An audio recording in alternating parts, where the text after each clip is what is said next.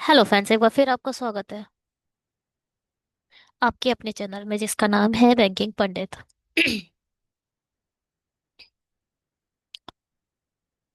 Voice आ रही है तो बताइए। ठीक है, वॉइस तो आ रही है हो। मुझे कभी कभी प्रॉब्लम हो जाती है, मुझे 2 बार बनानी पड़ जाती है कि वीडियो तो मैंने अच्छे से। होप ठीक होंगे आप लोग। चलिए शुरू करते हैं अपना आज का ये सेशन। फिलहाल ये सेट 4 है, इससे पहले हम सेट सेट दिखाई नहीं दे रहा जो मैं लिख रही हूँ, हो अब दिखेगा। सेट 1 कर चुके हैं, 2 कर चुके हैं, 3 कर चुके हैं, है ना। और ये सेट 4 है।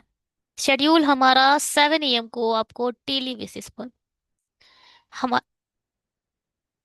हमारे चैनल पर आपको एक आरआरबी क्लर्क लेवल एक वीडियो डेली बेसिस पर मिलती है। 2 दिन का गैप हो गया, पता नहीं वो शेड्यूल हुई नहीं थी और मुझे आइडिया नहीं था। मतलब मैंने शेड्यूल ऑलरेडी हो चुकी है आपका ये पूरा प्लेलिस्ट, और वो 2 दिन वाली दिखाई नहीं दी, और वो गैप रह गया। और ये भी एक गैप है, तो बीच का ये गैप फुलफिल करने के लिए ही ये बनाई जा रही है। ठीक है। अगर ये नहीं बनाऊंगी तो पूरा शेड्यूल वो थोड़ा सा बेकार हो जाएगा। टेलीग्राम को ज्वाइन कर लेना, वहां पर पीडीएफ अपडेट कर दी जाती है। ये है हमारा मेल आईडी, काफी दिन से चेक नहीं करी है, जाकर चेक करेंगे। होप कि आप लोगों ने कुछ सेंड करा हो, देख लेते हैं। अच्छा, ये सेट 4 है। इससे पहले के जो 3 सेट हैं वो आप जाकर कवर कर सकते हो इस वाली लिंक में। आरआरबी क्लर्क लेवल अर्थमेटिक 2025-26 करके आप डालेंगे तो आपको अर्थमेटिक की सीरीज मिल जाएगी। ठीक है। और बहुत सी प्लेलिस्ट हमारे, जाकर आप देखो, डिस्क्रिप्शन बॉक्स जाकर देखो, अच्छे से डिजाइन कर दिया गया है। ठीक है, एडवांस तरीके से आपको दिखाई दे रहा होगा डिस्क्रिप्शन बॉक्स आपके वीडियोस में। नेक्स्ट जितने भी वीडियो आएंगे उसमें सब एडवांस लेवल का हमारा डिस्क्रिप्शन बॉक्स दिखाई देगा आपको।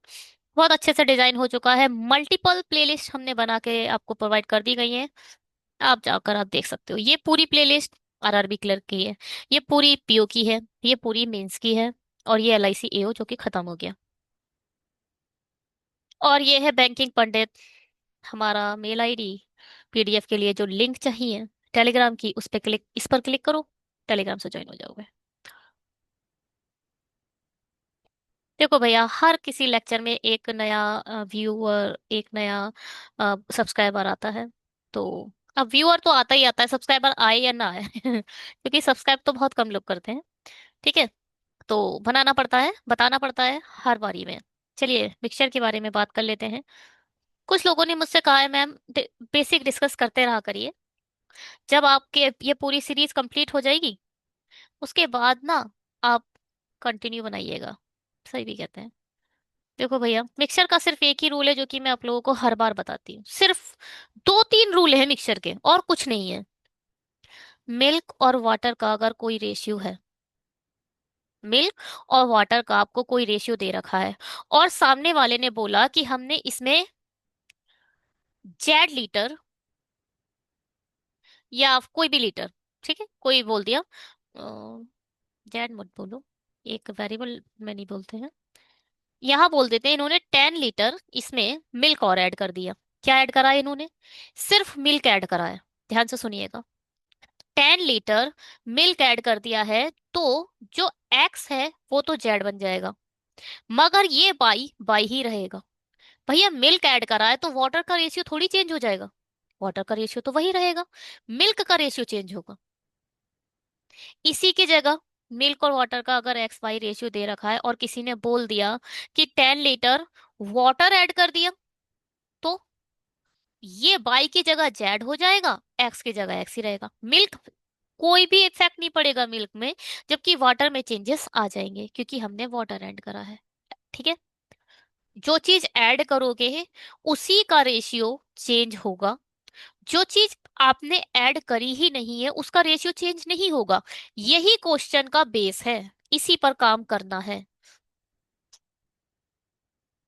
3:5 का रेशियो था, कोई आया, उसने बोल दिया कि और 10 लीटर वाटर मिलाने पर या पानी मिलाने पर रेशियो 8:10 हो गया। क्या हो गया, 8:10 हो गया। ठीक है। अब ये बताओ, ये 5 से 10 हो गया, ये तो ठीक हुआ। ये 5 से 10 हो गया, ये तो ठीक हो गया। मगर ये 3 से 8 क्यों हुआ? पानी मिलाया था तो पानी में चेंज आया, ये तो ठीक हो गया। मगर हमारे मिल्क में तो कोई चेंज नहीं होना चाहिए था। क्वेश्चन यही कहता है कि अब इन मिल्क को सेम करो, इसकी मल्टीप्लाई 8 से कर दो, इसकी मल्टीप्लाई 3 से कर दो। 8 तिया 24, 8 पंजे 40, 8 तिया 24, और ये 30। ज्यादा होना चाहिए था, पता है, चलो कोई बात नहीं। ठीक है। मतलब हमें ये है कि रेशियो हमें जो नई चीज जिस पर आपको बोला नहीं गया उसे सेम करना है। यही क्वेश्चन का आधार है या बेस है। दूसरी चीज क्या है? अगर कोई मिक्सचर का रेशियो 3:5, 3:5 है, मिल्क और वाटर का, और मिक्सचर कितना है, 200 लीटर। 200 लीटर का मिक्सचर है जिसका रेशियो 3:5 है। कोई कहता है इसमें से 70 लीटर निकाल लिया गया, तो कितना बचा? 70 लीटर निकल जाएगा तो 130 बचेगा। तो ध्यान से सुनना, जो ये बचा, एक सेकेंड, जो, एक सेकेंड रुको भाई।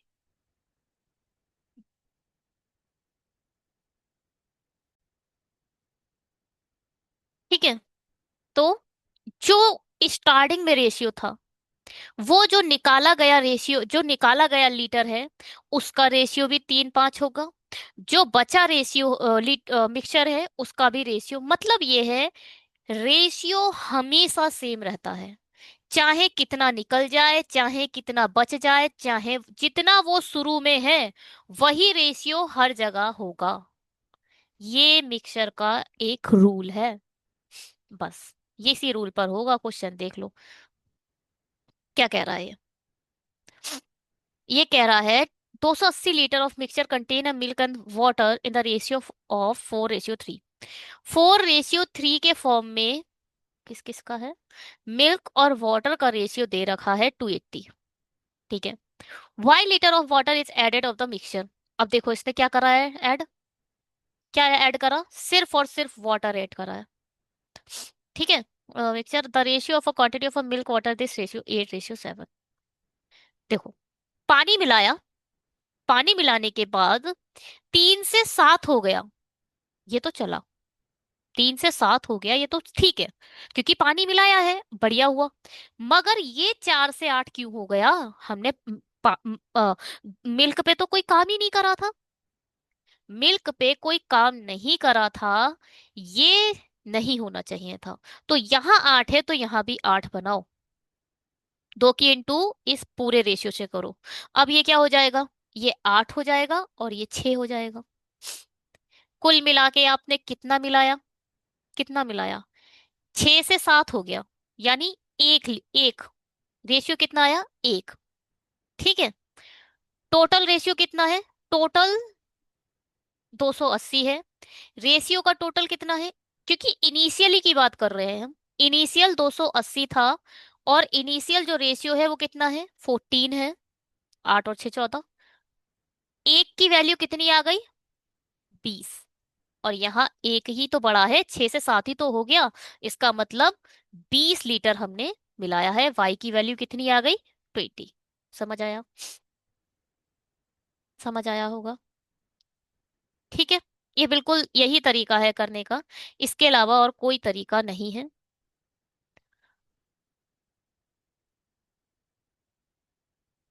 बेसिक, बिल्कुल बेसिक।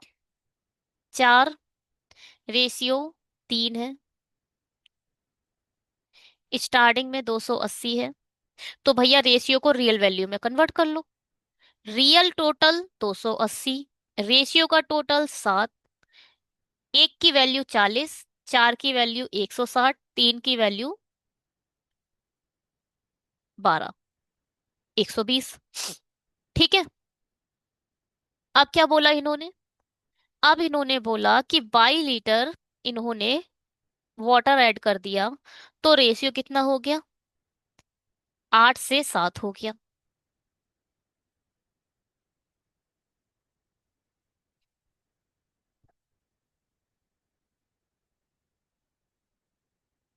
ये तो सेम ही होना होगा। ठीक है। 160 की वैल्यू 8 ही है, तो 7 की निकालें। 8 दूनी 16, 7 दूनी 7 दूनी 14। देखो, ये तो 160 ही होगा। मैंने बताया, ये तो रूल है, मिक्सचर का रूल है कि भैया अगर आपने वाटर ऐड करा है तो मिल्क तो एज इट इज रहेगा, उसमें कोई चेंजेस नहीं। यहाँ 160 है तो यहाँ तो 160 अपने आप ले ही लो। मतलब 8 की वैल्यू 160 है तो 7 की अपने आप निकल जाएगी। रियल वैल्यू ऊपर लिखो, रेशियो की वैल्यू नीचे लिखो, 7 निकाल दो। 8 दूनी 16, 7 दूनी 14। कुल मिलाकर 120 से 140 हो गया, मतलब 20 ऐड कर दिया। तो y की वैल्यू कितनी आ गई? 20 आ गई। समझ आया? इसे मत सीखना। दूसरा वाला मैं आप लोगों की बस बेसिक अंडरस्टैंडिंग को और ज्यादा इनहेंस करने के लिए बताती हूँ। दूसरा वाला सीखने के लिए नहीं है, जो पहला कंसेप्ट था वो सीखने वाला है, याद रखिएगा। अन्नू ने 12% प्रति वर्ष की ब्याज दर पर 5 वर्ष के लिए X रुपए का निवेश किया, और उसे इतने रुपए का ब्याज प्राप्त हुआ। अन्नू द्वारा निवेश की गई राशि और उसके द्वारा प्राप्त ब्याज के बीच का अंतर ज्ञात कीजिए।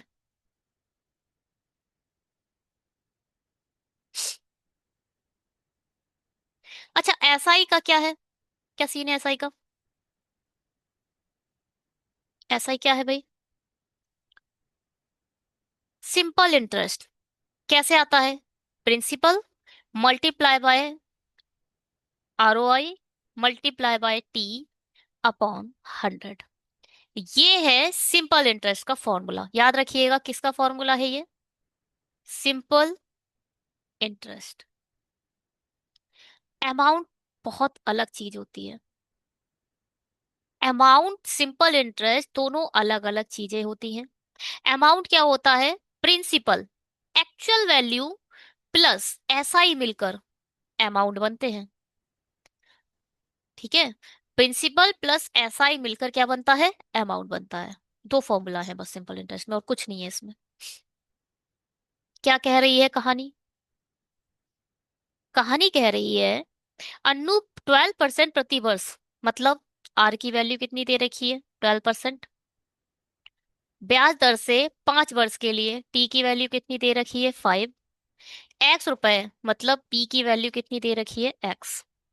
उसे इतने रुपए का ब्याज प्राप्त होता है, मतलब एस आई की वैल्यू कितनी दे रखी है? 1560। अन्नू द्वारा निवेश की गई राशि, मतलब पी, और उसके द्वारा प्राप्त ब्याज, मतलब माइनस एस आई। इन दोनों का डिफरेंस निकालना है। एस आई तो आपको पता है, एस आई तो आपको पता है, बस पी पता चल जाए, यानी एक्स की वैल्यू पता चल जाए। कैसे होगा ये? कुछ नहीं है, इन सब को उठाकर यहां रखना है। बस यही तो करना है, और कुछ है कहाँ? करे भाई। चलो भाई शुरू करते हैं। पी के प्लेस, एस आई के प्लेस पर आप क्या लिख सकते हो? 1560। इसमें पुट करना शुरू करो। ठीक है। और पी के प्लेस पर क्या रखना है? एक्स मल्टीप्लाई, एक्स को थोड़ा डिफरेंट बनाते हैं, एक्स मल्टीप्लाई आर के प्लेस पर 12, टी के प्लेस पर 5, और अपॉन 100। 12 कम 12, 3 बचा, 12 3 जा 36। 12 1 जा 12, बचा 3, 12 3 जा 36। 5 दूनी 10, 13 2 जा 26। ये आ गई एक्स की वैल्यू। एक्स ये है, ऐसा ये है, बस। एक्स ही क्या है? एक्स क्या है? पी है। तो ये क्या है? आप इधर ये भी लिख सकते हो, P equal to 2660, I mean 2600। तो पी 2600 है, एस आई 1560 है। आंसर कितना आ गया? 1500, 600 में से 560 गए तो 40 तो इधर बचा। 2000 में से 1000, 1040 आंसर। समझ आया? है?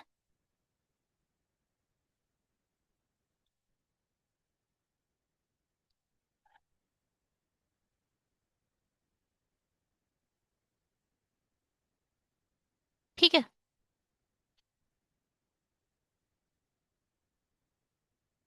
अब देखो, इतना होप कि समझ आ गया होगा।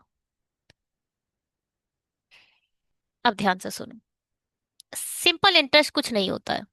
सिंपल इंटरेस्ट जितने भी ईयर दिए हो और जितनी भी परसेंटाइल वैल्यू दी हो, आर वैल्यू दी हो, उन दोनों को मल्टीप्लाई कर दो। 12 पंजे 60%। किसका? ये एक्स क्या है? पी है।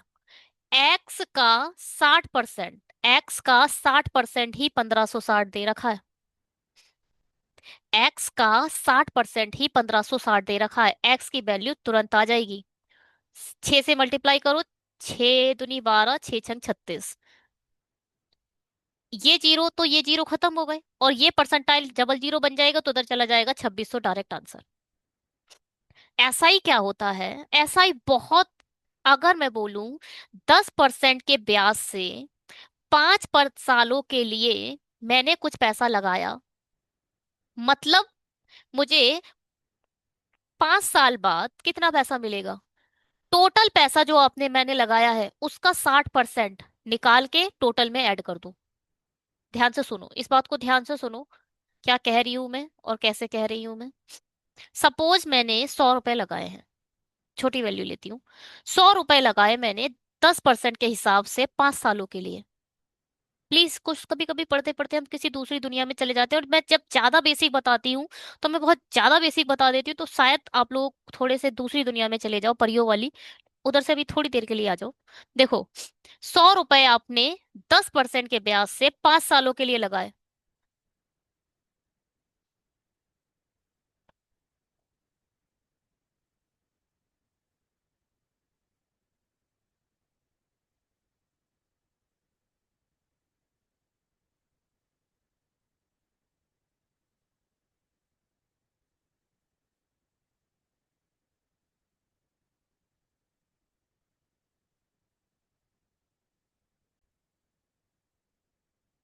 ठीक है भाई। तो 10% से 5 साल के लिए लगाया, मतलब 60%, आई मीन 50%। कितना? 50% मिल जाएगा। कितने का? 100 का। 100 का 50% मतलब 50 रुपए। आपको 50 रुपए ब्याज मिल जाएगा। साधारण ब्याज मिल जाएगा। 100 रुपए में 50 रुपए ऐड कर दो, 150 आंसर। यही बोल रहा है। 12% के हिसाब से 5 वर्ष के लिए लगा दिया। 12 5 जा 60% मिल जाएगा। किसका? एक्स का। क्योंकि पी नहीं पता है आपको, एक्चुअल प्रिंसिपल वैल्यू नहीं पता, तो एक्स का 60% कितना मिला? एक्स की वैल्यू यहां से आ गई। एक्स का 60% 1560 मिला।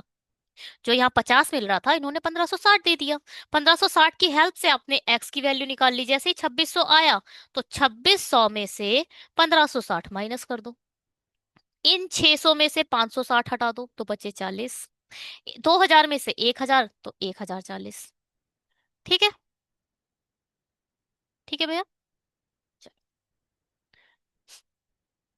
ये क्या है? The number of a chocolate available with आदि is 78% of a number of a chocolate available with Nitish. If the sum of the number of a chocolate available with Adi and Nitish is 89, then find the number of a chocolate available with Adi. देखो, शुरू से शुरू करते हैं। The number of a chocolate available with Adi is 78% of the number of a chocolate available with Nitish. Nitish और आदि दो लोग हैं। नीतीश के रिस्पेक्ट में आदि के पास 78% है, तो नीतीश को 100 दे दो। नीतीश को 100 चॉकलेट दे दो। रियल वैल्यू आपकी 100 है अभी। ठीक है? और 100 का 78%, 78 ही होता है। तो 100 वैल्यू अगर नीतीश के पास है तो आदि के पास 78 होंगी। ये बोल रहे हैं कि इन दोनों का जो सम है वो 89 है। हमारे यहाँ तो 178 है। रियल वैल्यू ऊपर लिखी जाती है, रेशियो की वैल्यू नीचे लिखी जाती है। ऑलवेज याद रखिए। ये पूछ रहे हैं कि फिर बताओ आदि के पास कितनी चॉकलेट है। आदि के पास कितनी चॉकलेट है? 78। रियल वैल्यू ये है, रेशियो का टोटल ये है। रियल टोटल, रेशियो का टोटल, और एक्चुअल जो हमें निकालना है, सब कुछ निकल जाएगा इससे। आप ध्यान से देखो, ये ट्वाइस जा रहा है। जा रहा है ट्वाइस, है, जा रहा है। और 2 3 जा 6, 2 9 जा 18। कुल मिलाकर आदि के पास कितनी है? 39 चॉकलेट है। क्या समझ आया? हम्म, आया। ये नंबर सिस्टम का था, इसका कोई बेसिक नहीं है। नंबर सिस्टम में फिलहाल ये परसेंटाइल वैल्यू, परसेंटेज पर बेस्ड क्वेश्चन था, जिसमें नंबर सिस्टम का भी यूज था। नहीं नहीं नहीं, परसेंटेज और रेशियो, ये कंसेप्ट था इस पर। नंबर सिस्टम का ये वाला है जिस पर हम अभी खड़े हैं। तीन संख्याएं हैं, आप इसे नंबर सिस्टम भी कह सकते हो और एवरेज भी कह सकते हो। तीन संख्याएं का औसत इतना है। अगर मैं बोलूं, देखो, एवरेज से टोटल निकाला जा सकता है, और टोटल से एवरेज निकाला जा सकता है। क्या बात समझ आई? हम्म?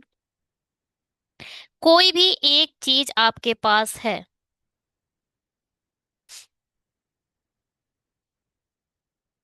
तो आप आराम से दोनों में से कोई निकाल सकते हो। फिलहाल ये एवरेज, सिर्फ एवरेज लिखा है, एवरेज का एक्चुअल फॉर्मूला नहीं लिखा है। एवरेज का फॉर्मूला क्या होता है? एवरेज का फॉर्मूला कहता है sum of all numbers divided by total number of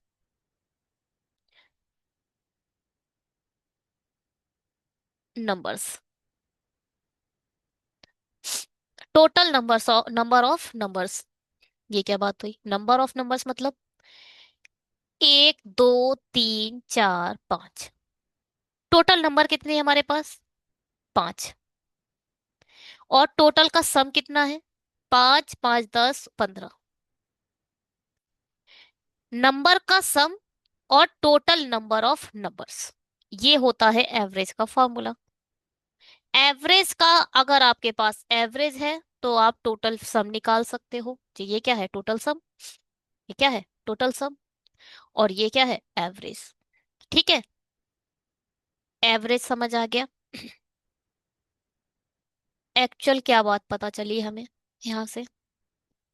यहाँ से हमें एक चीज पता चली कि हम यहाँ टोटल कैसे निकालें। X plus by plus Z divided by कितना करना है हमें? 3। 1 2 3 4 5, कितना हमने नीचे लिखा था? 5। यहाँ कितने नंबर हैं? 1 2 3, तो डिवाइड कितना करेंगे हम? 3 से डिवाइड करेंगे। डिवाइडेड बाय 3 क्या दे रखा है? 9। यहां से आपको क्या पता चला कि X plus Y plus Z का सम कितना है? 27। इसका सीधे सीधे आप ऐसे करा करो। कैसे करा करो सीधे सीधे? कि X plus Y plus Z, 9 की वैल्यू मल्टीप्लाई जितने भी नंबर हैं उनसे कर दो 27। ठीक है, ज्यादा लिखने की जरूरत नहीं है। तीनों का सम हमारे पास आ चुका है। अब ये बोल रहे हैं एक्स और वाई के मान के बीच का अंतर, एक्स माइनस जेड, 5 दे रखा है। अब यहाँ हमें पता नहीं कौन सा बड़ा है, तो अभी मॉड लगा लो, है ना। देखो, डिफरेंस हमें नहीं पता एक्स बड़ा है या जेड बड़ा है, बाद में देखेंगे। जो बाई के मान का आधा है, कुल मिलाकर आपको पता चला बाई 10 है। जो मतलब जो 5 है वो बाई के मान का आधा है, इसका मतलब बाई 10 रहा होगा। एक्स का मान ज्ञात कीजिए। एक्स का वैल्यू हमें बतानी है, जबकि ये दे रखा है जेड का मान। अच्छा, यहाँ मॉड लगाने की अब जरूरत नहीं है, क्योंकि इन्होंने बता दिया जो जेड है वो एक्स से बड़ा है। बाई आपका 10 आ चुका है। एक्स प्लस जेड इधर लिख दो।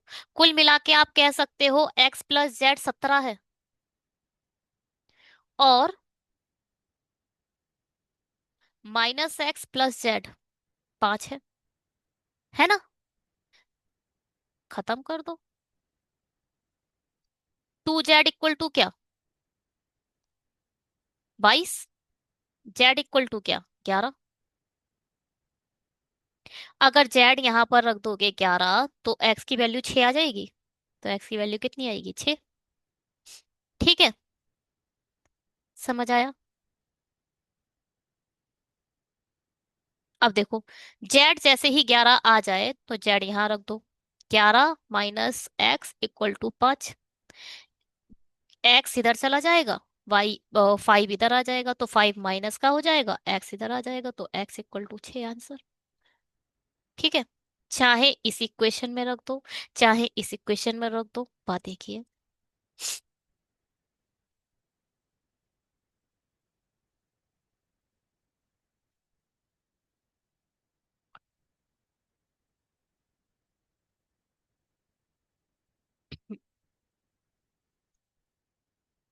Sorry.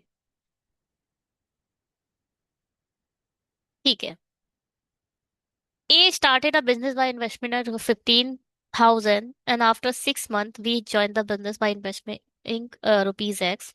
If the ratio of the profit obtained by A to B at the end of 1 year 5:3, then find the amount invested by B. ये सिंपल सिंपल क्वेश्चन होता है ये। पहले, सबसे पहले आपको रेशियो बनाना होता है, जो भी एक्चुअल इन्वेस्टमेंट हुई है। इन्वेस्टमेंट देखो हमेशा 1 ईयर के हिसाब से ही बताई जाएगी, और मोस्टली यहाँ पे क्या लिखा है, 1 ईयर के हिसाब से ही प्रॉफिट इन लोग ने काउंट करा है। प्रॉफिट 1 साल के हिसाब से ही काउंट किया जाता है हमेशा। ठीक है, अब यह ध्यान से सुनो। A started business by investment 15,000, 1500 रुपए के साथ, and after 6 month B join business by investment X. 1500 के हिसाब से इसने तो पूरे 12 महीने तक बिजनेस में पैसा लगाया।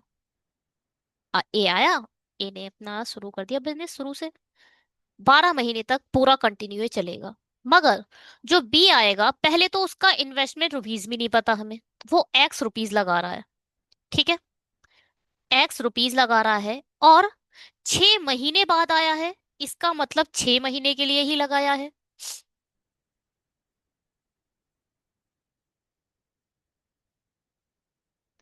देखो, 6 महीने बाद आया है, 6 महीने इसने निकाल दिए, यानी कितने महीने रह गए? 1 2 3 4 5 6। 6 महीने रह गए, और 6 महीने बाद आया है। ठीक है, 6 महीने बाद आया है, इसका मतलब सिर्फ इसने 6 महीने के लिए ही लगाया है इन्वेस्टमेंट। 7वें महीने से लगाना शुरू करा इसने। If the ratio of a profit obtain by A and B, A और बी का जो प्रॉफिट है वो 5:3 है। प्रॉफिट हमेशा याद रखिए, इन्वेस्टमेंट और टाइम के प्रोपोर्शनल होता है। ठीक है, ठीक है, तो आप इसे हमेशा अपॉन में करके आंसर निकाल लिया करो, then find the amount of the X की वैल्यू निकालनी निकल जाएगी भैया। पूरी एक इक्वेशन मिल जाएगी यहां से हमें, और हमारे पास एक वेरिएबल है, आराम से हम निकाल सकते हैं। देखो कैसे का निकालोगे आप, जितना हो सके ये रेस प्रॉफिट निकल रखने से पहले, प्रॉफिट रखने से पहले इसे फ्रैक्शन में बदल दिया करो, पूरी तरीके से। 6 दूनी 12, बस इतना ही बदल सकते हो, और क्या बदलोगे? तो यहाँ आ गया 3,000, है ना? बस यही बदल सकते हो, और कुछ नहीं है। 5:3, इसको इसके 3,000 divided by 5 equal to x/3। 5 छक्का 30, और 6 तियां 18। एक्स की वैल्यू कितनी आ गई? 1,800 रुपए। ओ, कितनी आ गई? 1,800 रुपए। ठीक है भैया,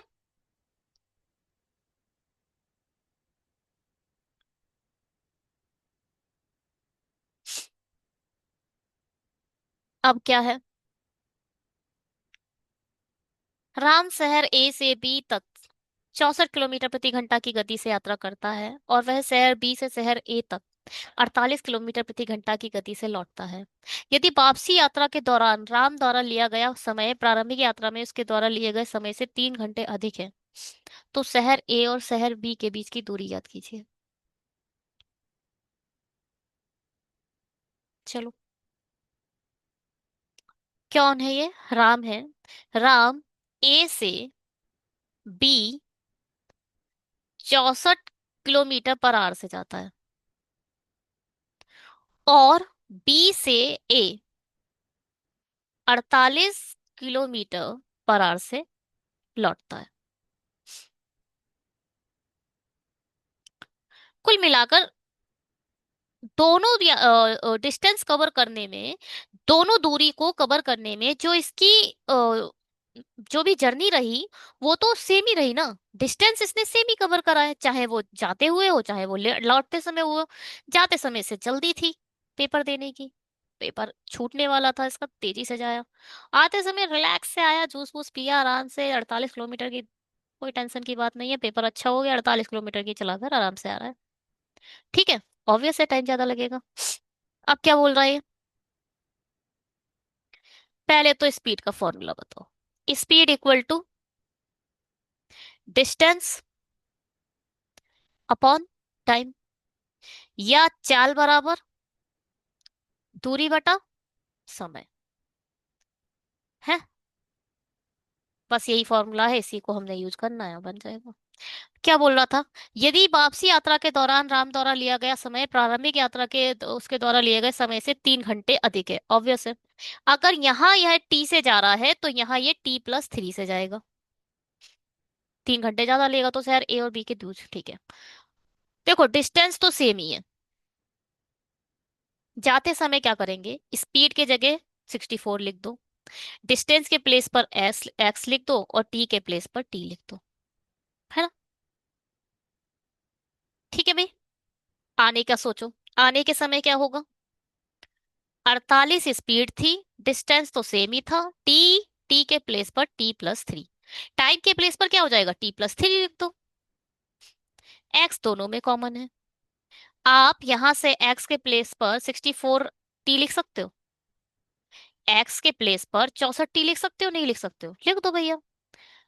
इसमें एक्स के प्लेस पर 64 टी लिख दो। 48 एज इट इज रहेगा, एक्स के प्लेस पर 64 टी लिख दिया और नीचे आ गया T+3।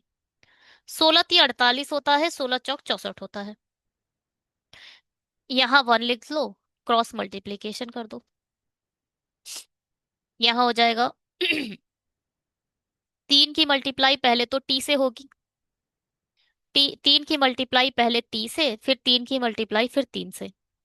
ठीक है, 3T+9, 4 ही रह जाएगा। अब ये क्या हुआ? अच्छा 4T है ना कि टी, है ना? वही तो मैं सोचू माइनस में आ रहा है। 4T बचा, ये देखो ये टी 64 ही कटा है ना, टी तो रह जाएगा। तो ये 4T है, ये 3T है, तो 4T में से 3T गए, बचा टी। टी की वैल्यू कितनी आ गई, 9। पूछा क्या था? तो शहर ए और शहर बी की, बस टी की वैल्यू 9 आ चुकी है। जैसे ही यहाँ आप 9 लिख दोगे वैसे ही एक्स की वैल्यू निकल आएगी। एक्स की वैल्यू तो निकालनी है, मैं निकाल लूं। एक्स इक्वल टू 64, देखो यहाँ पर रख रही हूँ मैं टी, ठीक है, टी की वैल्यू 9, मल्टीप्लाई बाय 9, 9×4 = 36, ये आएगा आंसर। यूनिट डिजिट से वैल्यू निकाल सकते हो आप। आंसर क्या आना है, यूनिट डिजिट क्या आएगी इसकी, 6। तो आंसर आ गया 576। समझ आया या नहीं आया?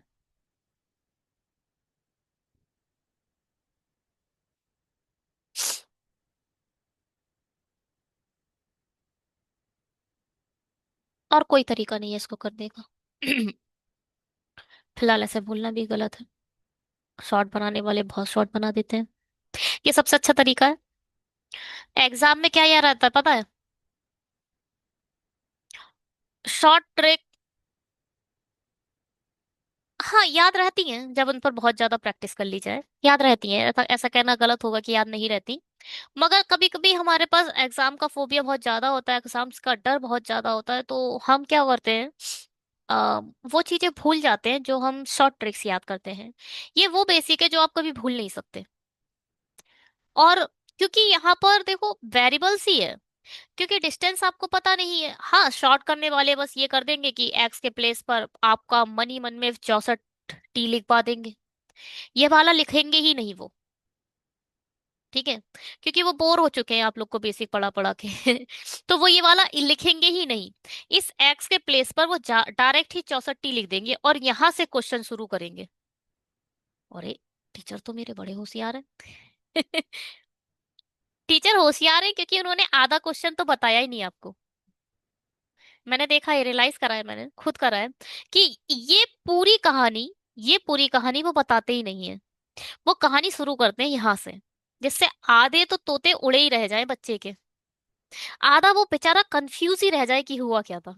वैसे हर कोई नहीं होता, कुछ बहुत अच्छे टीचर भी मेरी जिंदगी में आए हैं मैथ के। मैथ उन्हीं की फेवरेट होती है जिनको अच्छे टीचर्स मिलते हैं मैथ में। हाँ, ये फैक्ट है। बहुत से बच्चों के, अब मैं खुद रियलाइज करती हूँ, मेरे आसपास छोटे छोटे बच्चे हैं, वो बीकॉम कर रहे हैं, इंग्लिश से बीए कर ले रहे हैं। हैं, एंड में गवर्नमेंट में आना है और मैथ पढ़नी है, उन्हें पता है, उन्हें भी पता है ये चीज। मगर मैथ तो शुरू से मुझे डर लगता था दीदी। अच्छा, डरते रहो, एंड में पढ़नी तो पढ़नी है भैया। एंड में मैथ पढ़नी ही पड़ेगी, डर डर के जितना भी आप कोशिश कर लो, है ना। चलो छोड़ो।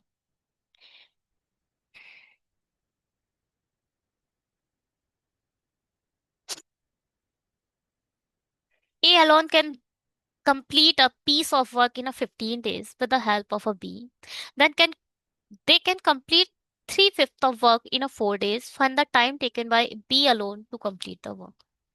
ठीक है, ए किसी काम को 15 दिन में कर लेता है, जबकि जो बी है वो उस काम का 3/5 4 दिन में करते हैं। कुल मिलाकर एक काम कितने दिन में करेंगे? 5 चौक 20, 20/3 दिन में, है ना। ठीक है, वही काम वही काम जो एक ही काम था, जो काम 15 दिन में ए अकेला कर दे रहा था,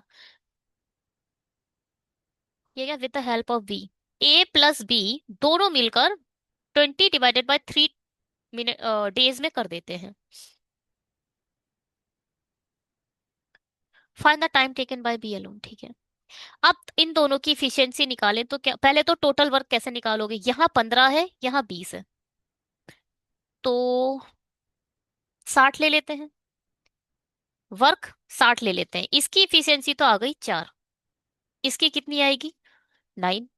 कैसे कैसे आ गई 9? हमें बताओ। मैंने कुछ नहीं करा, 60 को डिवाइड करा 15 से, तो आ जाएगा 4। 60 को डिवाइड करोगे 20/3 से, तो ये जो 3 है ये तो ऊपर चला जाएगा, ठीक है। जो ये 3 है वो तो ऊपर चला गया, तो ये तो काट दिया इसने 3 से, और 3 3 जा 9। ए जब अकेला काम करता है तो वो एक दिन में 4 काम करता है।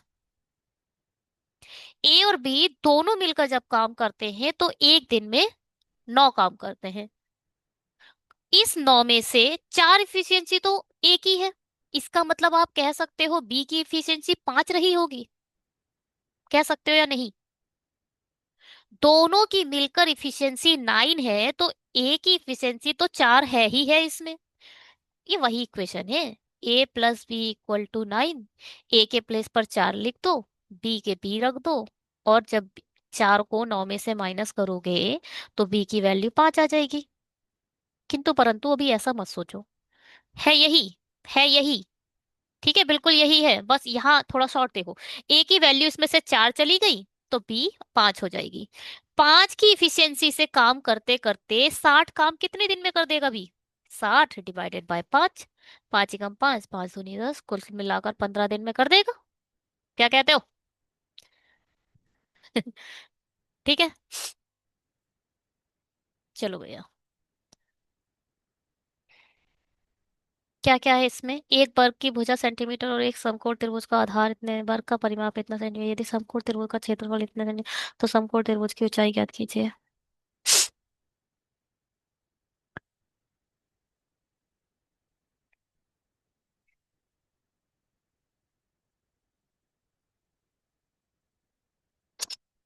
चलो, थोड़ी सी तबीयत हमारी खराब सी लग रही है, इसलिए थोड़ी बेकार बेकार सी आवाजें बीच में आ रही होंगी।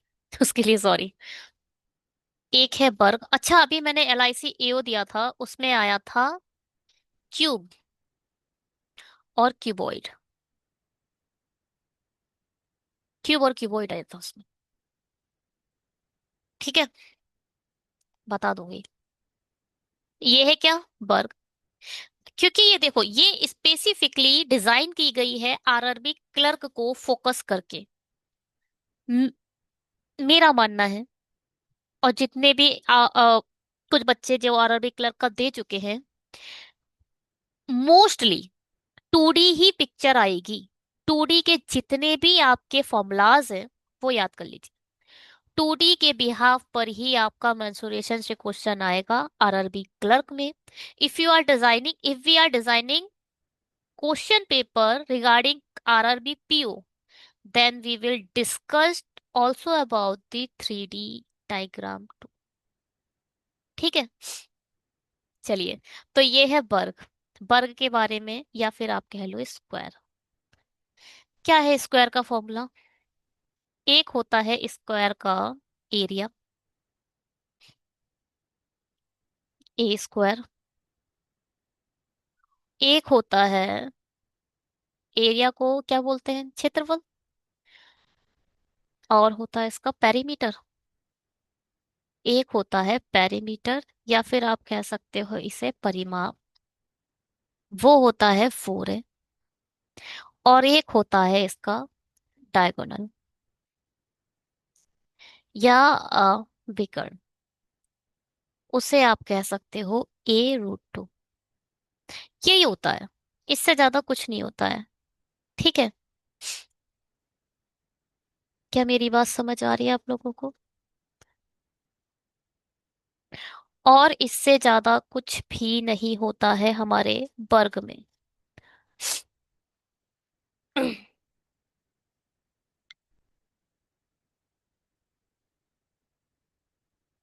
अब हम बात करते हैं, पता है, जो ये समकोण निकलता है, या फिर आप कहते हो इसे रेक्टेंगल, ये क्या होता है? ये पता है क्या है? ये उससे निकला है। अ, इसका थोड़ा मैं, ओहो, ना ना ना ना ना ना ना ना ना। ये पता है किससे निकला है? ये निकला है आपके रेक्टेंगल से। ये देखो, जिसमें जो आमने सामने की डिस्टेंस होती हैं, साइड्स होती हैं, वो इक्वल्स होती हैं। ये भी 90 का होता है, ये भी 90 का होता है, इधर ये भी 90 का होता है, और ये भी 90 का होता है। टोटल बता रही हूं मैं। ये देखो, ये 90 का है, ये भी 90 का है। दो निकाल दिए, इसमें से दो राइट एंगल बीच में से निकाल दिए। चलो हटाओ। ये क्या है? इसे बोलो L, और ये बोलो B। इसका एरिया क्या होता है? Half L×B। अगर मैं बात करूं इसकी, तो ये क्या होता है? पूरा रेक्टेंगल का पूरा क्या होता है? रेक्टेंगल का पूरा एरिया क्या होता है? L×B। वही कर दिया, इसको हाफ कर दिया, तो ये हाफ हो गया, एरिया हाफ कर दिया इन लोगों ने। Half L×B। ठीक है, बस। रेक्टेंगल वैसे बहुत वास्ट है, फिलहाल अभी इसे रहने दो। और बस इतना ही इसमें पूछा है, और क्या पूछा? और कुछ नहीं पूछा।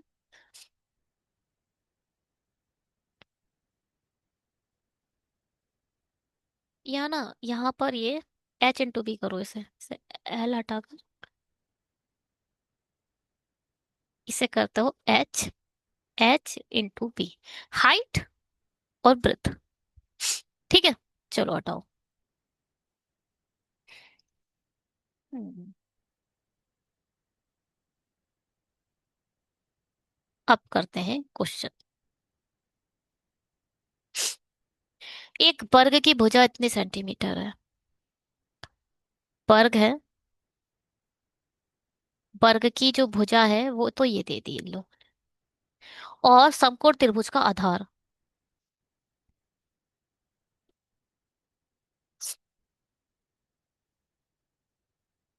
x+4 यहाँ दे दिया। ठीक है, और इसको हाइट दे दिया। वर्ग का परिमाप देखो, क्या होता है परिमाप, अभी बताया था मैंने, 4 है। ये 4 है, 4 multiply by this equal to कितना दे रखा है, 72। यहां से आप x की वैल्यू निकाल सकते हो, नहीं, 4 एकम 4, 4 अट्ठे 32।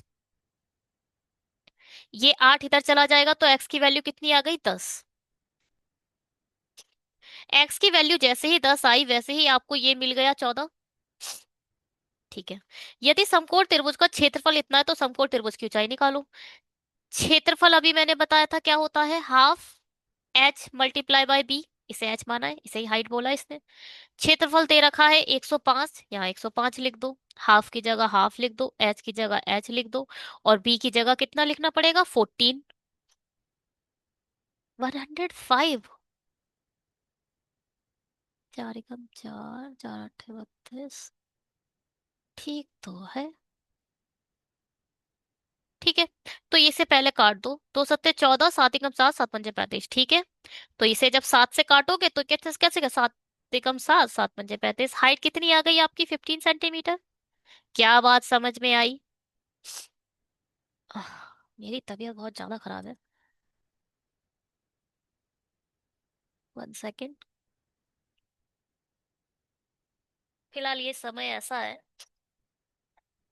100 में से 80 लोग की तबीयत खराब है, और पेपर सर पर है। हाँ, पता तो होगा ही आप लोगों की वो आ चुका है क्या,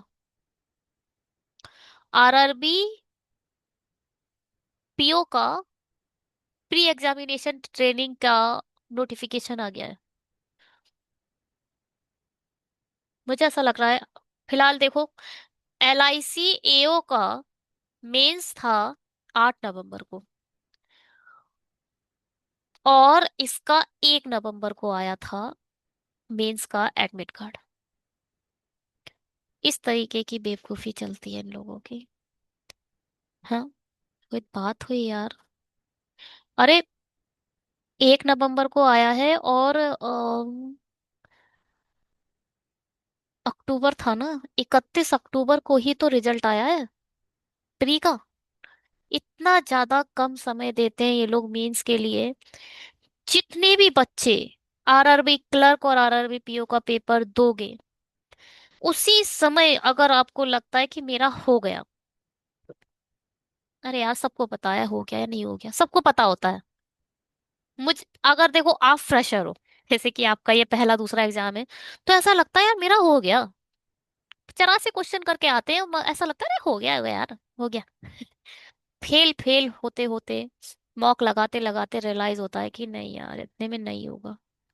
तब पता चलता है आप कुछ समय बाद, जैसे आप पहली बार एग्जाम देने जाओगे, तो आप अभी आप मॉक में कितने लगा रहे होगे, बहुत कम नंबर आ रहे होंगे, मगर जब एग्जाम में बैठोगे तो देखो, मॉक का लेवल थोड़ा अप रखा जाता है। कोई सा भी प्लेटफॉर्म हो, चाहे वो टेक्स्ट बुक हो, चाहे वो गाइडली हो, चाहे वो ऑलिव बोर्ड हो, चाहे वो कोई भी प्लेटफॉर्म हो, स्मार्ट कीड़ा हो, कोई भी प्लेटफॉर्म है आपके पास, मेरा कहने का मतलब है कोई से भी मॉक है, वो एक लेवल अप होते हैं। जब आप एग्जाम जाओगे, एग्जाम में बैठोगे, तो आपको ऐसा लगेगा अरे यार, इजी था पेपर। तो मोस्टली बच्चे कर जाएंगे। आरआरबी क्लर्क की बताऊं तो 60 65 प्लस हो जाएंगे आपके, सच में हो जाएंगे। अब ये प्रॉब्लम होती है ना, वहाँ निगेटिव मार्किंग हो जाती है। आप इतने ज्यादा पैनिक होते हो कि आपने पजल ठीक बनाई है, उसमें से भी आपने 2 रॉन्ग क्वेश्चन करे हैं। आपने पूरा पजल डिजाइनिंग ठीक करी, मगर जो आपने क्वेश्चन अटेम्प्ट करे उसमें 5 क्वेश्चन थे, उसमें से 2 आपने गलत करे। कहने को आपकी पजल ठीक थी, मगर आपके क्वेश्चन 2 गलत हुए। ये चीज आपको नहीं पता होती। नेगेटिव मार्किंग बहुत बड़ा रोल निभाती है, बहुत बहुत बड़ा रोल। जब क्वेश्चन करिएगा तो प्लीज थोड़ा टाइम ले लीजिएगा, कुछ सेकंड ले लीजिएगा, मगर क्वेश्चन गलत मत कीजिएगा। ठीक है। तो अगर जिसको पता चल जाए कि मेरा एग्जाम निकल गया है, उसी दिन से मेंस पढ़ना शुरू कर देना। फिलहाल 7 बजे हम मेंस पढ़ेंगे, पढ़ रहे हैं। कुछ दिनों से एलआईसी का भी पेपर था, और जिस कारण मेंस नहीं पढ़ा। बट मोस्टली मुझे ऐसा लगता है 15-16 वे लेक्चर तो मैंने मेंस के, आरआरबी के, पीओ के डाल दिए हैं, और रीजनिंग लेवल। और 10-11 लेक्चर मेंस मैथ के भी डाले हैं, क्वांट के भी। हाँ। तो आगे और भी तैयारी करेंगे। अब ज्यादा फोकस मेरा मैथ्स लेवल, डीआई, स्लॉक्स और अपार्ट फ्रॉम द पजल्स पर रहेगा, क्योंकि मुझे ऐसा लग रहा है पजल को ध्यान में रखते हुए और चीजें स्किप हो रही हैं। लेक्चर्स नहीं बन पा रहे, ना स्लॉक्स पे बन पा रहे मीन्स लेवल, ना डायरेक्शन डिस्टेंस पे बन पा रहे हैं। और भी चीजों को तो पकड़ना है हमें, वो चीज रह जा रही है, उस पे हम काम करेंगे अब। मेंस लेवल इनपुट आउटपुट पे तो लेक्चर बन रहे हैं फिलहाल। और चीजें भी देखेंगे, जैसे कि एलआईसीओ का ही ले लीजिए। एक आया था क्वेश्चन, बड़ा इजी क्वेश्चन था। जो मेंस लेवल इनपुट आउटपुट पर फोकस नहीं करते वो पता नहीं बनाए नहीं होंगे या होंगे। फिलहाल बहुत से अच्छे बच्चे बैठे थे उसमें। कुछ तो ऐसे थे एनआईएसीएल का क्लियर करे हुए हैं, कुछ पीओ बने हुए हैं आरआरबी में, आरआरबी पीओ के बच्चे वहां बैठे हुए थे। बच्चे क्या, ऑफिसर्स बैठे हुए थे, जिन्होंने सिलेक्शन ले लिया है और ब्रांच में पीओ पर वर्क कर रहे हैं, एलआईसीओ दे रहे थे वो लोग, पास में बैठ के। तो फिर मेरा कहने का मतलब है, 8 को पेपर था, एक को एडमिट कार्ड आया था, 7 दिन की बस टाइम मिला था। एडमिट कार्ड लॉन्च होने का वेट मत करना। चाहे आपका सिलेक्शन हो चाहे ना हो, अपनी तैयारी शुरू कर देनी है मेंस पढ़ने की। बस, और है ही क्या। हाँ, ईसीजीसी आ चुका है, भर दो। और एक और आया है, ईसीजीसी बहुत अच्छा एग्जाम है। एलआईसी एएओ का लेवल ही है, फिलहाल नहीं है। उसमें इंग्लिश भी आती है, और उसमें मतलब रिटन आता है। रिटन बिल्कुल ऐसे ही आता है, प्रिसाइज की तरह। आई मीन प्रिसाइज राइटिंग आएगी, ईमेल राइटिंग आएगी। ईसीजीसी बहुत अच्छा एग्जाम है। लास्ट टाइम मेरा ईसीजीसी प्री निकला था। अरे प्री क्या है? इसका मतलब वही होता है, इंटरव्यू होता है इसके बाद डायरेक्ट, बिल्कुल मेंस लेवल आएगा। ईसीजीसी भर दी ना, जितने भी बच्चे बैंक की प्रिपरेशन करते हो तो ईसीजीसी का भी नोटिफिकेशन है, उसे भर दो, बहुत अच्छा है वो पेपर। चलो देखे मैं अच्छा एक छोटा सा वीडियो बनाकर डालूंगी उसका। The present age of a ram and the Syama, the ratio is this, and the 8 year, the ratio of a this, the find this। बहुत बहुत अच्छा क्वेश्चन है, ध्यान से सुनना इसे। राम और श्याम, प्रेजेंट एज 2:3। ये है प्रेजेंट। बिफोर जब बोलेगा तो ऊपर की तरफ एरो बनाएंगे, आफ्टर बोलेगा तो नीचे की तरफ एरो बनाएंगे। ठीक है। इसने क्या बोला है, एंड द आफ्टर 8 ईयर, मतलब नीचे की तरफ एरो बनेगा। कितना हो गया रेशियो, 5:7 हो गया। 2 से 5 हुआ है, 3 का गैप, 3 से 7 हुआ है, 4 का गैप। ये तो काम नहीं करा। यहाँ 1 का गैप, यहाँ 2 का गैप। इसकी मल्टीप्लाई 2 से कर दो, ध्यान से सुनो। यहाँ 2 से 3 हुआ, यहाँ 5 से 7 हुआ, तो 2 का गैप है, 2 की मल्टीप्लाई ऊपर करो। 2 दूनी 4, 2 तिया 6। अब देखो, 4 से 5 1 का गैप, 6 से 7 1 का गैप। 1 = 8 है। पूछा क्या है इसने, then find the present age of Ram. Ram की प्रेजेंट एज कितनी है, 4। तो 4 की वैल्यू कितनी होगी, ये 1 लिखा है मैंने, एरो जैसा लग रहा है जो। 1 की वैल्यू 8 है, तो 4 की वैल्यू 32। राम की वैल्यू कितनी हो जाएगी, 32। क्या बात समझ में आई? नहीं।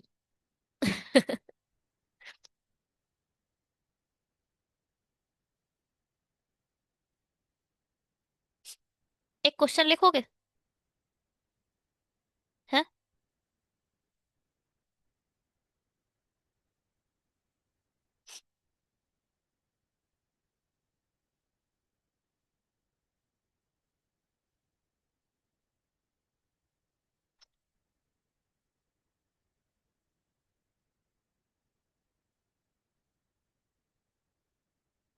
If present age of father is 3 time more than his son Rohit, after 8 year father's two 1/2 times. चलो रहने दो, हटाओ, आगे बढ़ते हैं। दुकान ए और बी में बेचे गए बल्लों की औसत संख्या इतनी है, और दुकान बी और सी में बेचे गए बल्लों की औसत संख्या 270 है। दुकान सी और ए में बेचे गए बल्लों की औसत संख्या ये है, बी में बेचे गए। ठीक है, एवरेज का है पूरा क्वेश्चन। ए और बी का टोटल बताओ। एवरेज से टोटल निकाल सकते हो आप, मल्टीप्लाई बाय 2 कर दो, 660। बी और सी का बताओ टोटल, 27 दो नहीं 54। सी और ए का टोटल 600। बी का निकालना है, सबका टोटल कर दो। तो देखो, ये ए प्लस बी है, ये बी प्लस सी है, ये सी प्लस ए है, तो आप कह सकते हो 2 टाइम हो चुका है सब। सब 2 टाइम हो जाएगा। 660, 40 इसमें डाल दोगे, ये हो जाएगा भाई, सब 600 बन जाए। इस 60 को उठा के इसे 60 दे दो, तो 600 600 600 यानी 1800। ए प्लस बी प्लस सी की वैल्यू कितनी आ गई? 900। ए और सी को कहीं दिख रहा है आपको? ये दिख रहा है ए और सी। ए और सी मिलकर 600 है, तो बी अकेला कितना होगा? 300। नहीं आई समझ में? ए और सी मिलकर 600 है, तो बी, इसमें से 600 हटा दो, तो बी कितना बचेगा? 300। तो आंसर कितना आ जाएगा? 300। समझ आया? ठीक है, चलिए जी, thank you so much videos को देखने के लिए। अगर आपको अच्छा लगा तो प्लीज ज्यादा से ज्यादा शेयर करें अपने उन फ्रेंड्स के पास जो पढ़ना चाहते हैं अर्थमेटिक को, जो पढ़ना चाहते हैं अरबिक क्लर्क लेवल अर्थमेटिक को, और जिनको हमारे चैनल के बारे में पता नहीं है। पता होना चाहिए कि बैंकिंग पंडित नाम का एक चैनल भी यूट्यूब पर है। चलिए जी, thank you so much videos को देखने के लिए। Bye, have a great day.